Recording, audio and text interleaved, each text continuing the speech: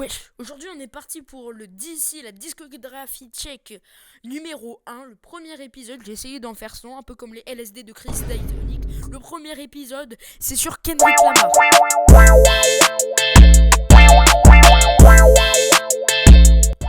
Alors son premier album c'est Overly Dedicated. Et il a commencé sa carrière avec Section 80, un bête d'album mais que personne ne reconnaît parce que après il a sorti un autre album qui est encore plus pété.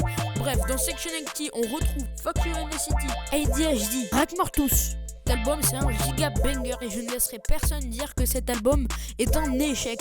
Bref, ce qui a fait que cet album soit pas du tout connu, c'est parce que après on a eu Good Kid, Mad City, cet album de malade avec Monitrize, Mad City, Bitch Don't Kill My Vibe, Swimming Pool et Basketball Freestyle. Et c'est à partir de cet album qu'il commence à être très respecté, mais vraiment très respecté dans le monde du rap.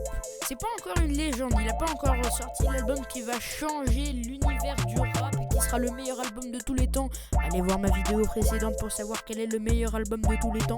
Bref, après il va sortir le single High en 2014 et c'est en fin 2015 qu'il nous lâche le banger, l'ultime, l'album de l'éternité, To Pimp a Butterfly.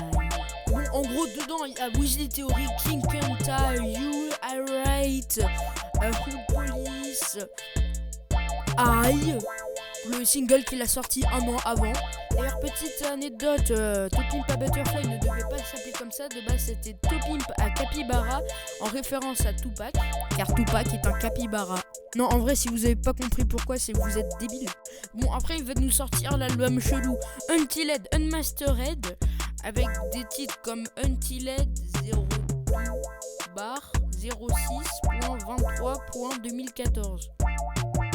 Si personne ne comprend, c'est normal. Moi aussi, je comprends pas. Début 2017, il nous sort The Hurt Partie 4. Ah oui, je vous ai pas dit, il a sorti une série de freestyle qui s'appelle The Hurt. Enfin, freestyle, c'est des sons quoi.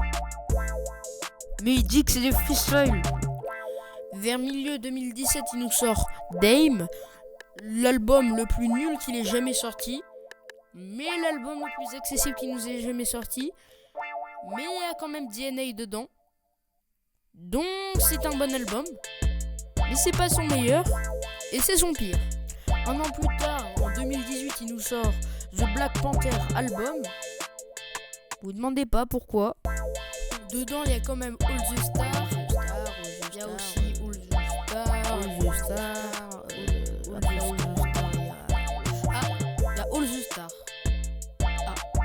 En gros il y a rien à part ça.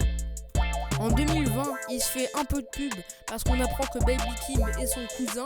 Et en 2021, Baby Kim sort son projet et il est dans le morceau Family Ties. Parce qu'ils sont de la même famille. Vous êtes pas bête. Ou vous êtes bête. Je ne sais pas. Rappelez-vous, est-ce que Tupac est un capybara? À vous de le savoir. Début 2022, il nous sort The Hurt Partie 5. Et milieu 2022, fin 2022, tous les médias s'enflamment, même BFM qui n'en a rien à faire et qui sont surtout d'extrême droite, en parle. Kendrick Lamar sort enfin un nouvel album après 5 ans d'attente. 5 ans d'attente. Ah, je peux te dire que tout le monde va écouter cet album. Hein. Pourtant, il est nul. Oui, il est nul. Non mais je suis désolé, mais pendant tout le projet, on s'ennuie. Oui, c'est bien mixé, oui, c'est beau, mais on s'ennuie pendant tout le projet. Il voulait pas nous faire un beau projet. Peut-être qu'il est abouti, peut-être qu'il a la même direction artistique, mais il rappe, on dirait qu'il a mangé un chewing-gum, c'est un abdo déprimé. Mais franchement, il fallait se refaire. Moi, je dis, s'il nous sort pas un nouvel album, bien, je le tape. Ah, je le tape, hein. Ah, d'ailleurs, c'est la fin de la vidéo. Je vais aller voir Kendrick Lamar, je vais le tabasser.